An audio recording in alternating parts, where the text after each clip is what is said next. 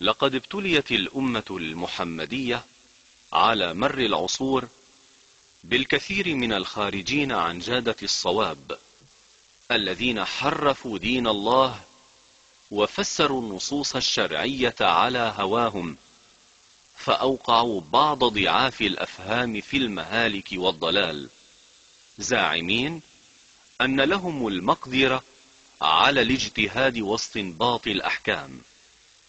ومن هؤلاء رجل مصري أفسد في البلاد وفتن العباد، وظهر على شاشات التلفزة الفضائية ليفتي بفتاوى ما أنزل الله بها من سلطان، مخالفا بذلك النصوص القرآنية والحديثية مخالفة صريحة لا تخفى على ذي بصيرة، بل وضرب بأقوال العلماء وإجماعهم عرض الحائط، زاعما أنه يجتهد كما اجتهدوا.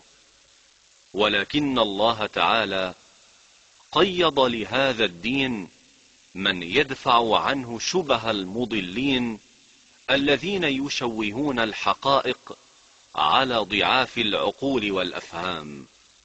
فعملا بالآية الكريمة: كنتم خير أمة أخرجت للناس تأمرون بالمعروف وتنهون عن المنكر وتؤمنون بالله، كان لزاما علينا أن نحذر من هذا الرجل الذي افتتن به بعض الناس، لا سيما بعدما دعي عبر شاشة التلفزيون للمناظرة العلنية أمام الناس، فما كان منه إلا أن تهرب، زاعما أنه لا ينزل إلى مستوى من يطالبونه بالمناظرة.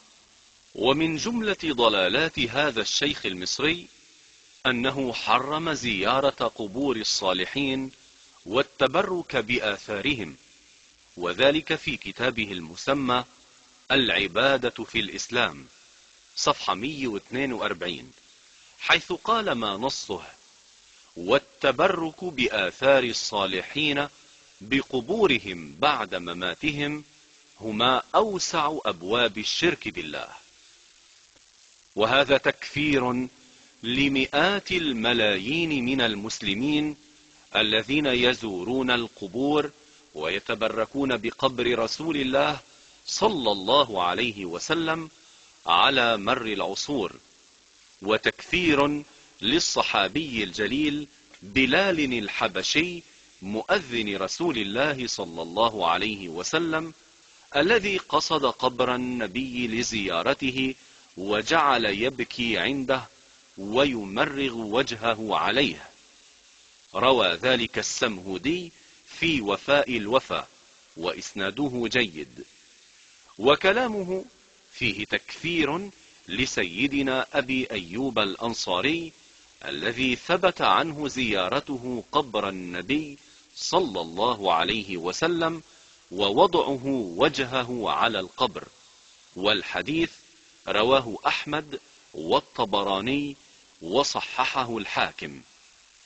كما أن الكلام فيه تكفير للأئمة الأعلام، فهذا الإمام الشافعي رضي الله عنه يقول: إني لأتبرك بأبي حنيفة وأجيء إلى قبره في كل يوم، يعني زائرا، فإذا عرضت لي حاجة صليت ركعتين وجئت إلى قبره، سألت الله تعالى الحاجة عنده فما تبعد عني حتى تقضى. بل إن كلامه هذا فيه تكفير لسيدنا عيسى عليه السلام الذي ذكر في الحديث: لينزلن عيسى بن مريم حكما عدلا وليسلكن فجا حاجا أو معتمرا وليأتين قبري حتى يسلم علي.